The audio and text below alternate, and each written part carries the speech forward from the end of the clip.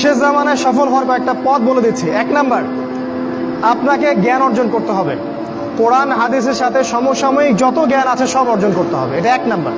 জ্ঞান নাই, আপনি শেষ জামানায় টিকতে পারবেন না। যাদের কাছে এই জ্ঞান ছিল তারা কিন্তু মহামারীর আগেই প্রস্তুতি নিয়েছিল।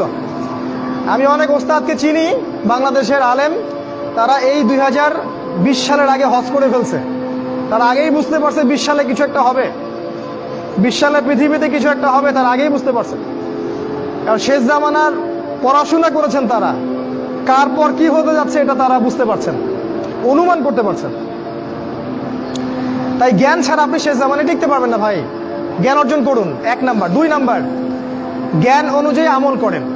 যতটুকু জেনেছেন আমল করেন, কালকের জন্য অপেক্ষা করবেন না। আজকেই নামাজ শুরু করে দেন, দেনা পাওনা থাকলে আজকেই মিটিয়ে দেন।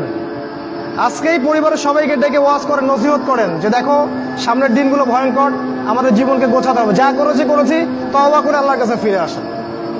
আল্লাহ পাক গফুরুর রহিম, আপনি তওবা করে এই মাত্র চলে আসেন, আল্লাহ মাফ করে দিবেন ইনশাআল্লাহ। আপনাকে আল্লাহ পাক পরীক্ষা করবেন আপনি সত্যিকার তওবা করেছেন কিনা। আপনাকে প্রমাণ করতে হবে নামাজের মাধ্যমে, জ্ঞান অর্জনের মাধ্যমে, ভালো কাজের মাধ্যমে, সদকা করার মাধ্যমে। সৎ কাজের আদেশ করবেন, অসৎ কাজে নিষেধ করবেন। আপনি ইসলাম পরিপূর্ণরূপে পালন করার চেষ্টা করেন।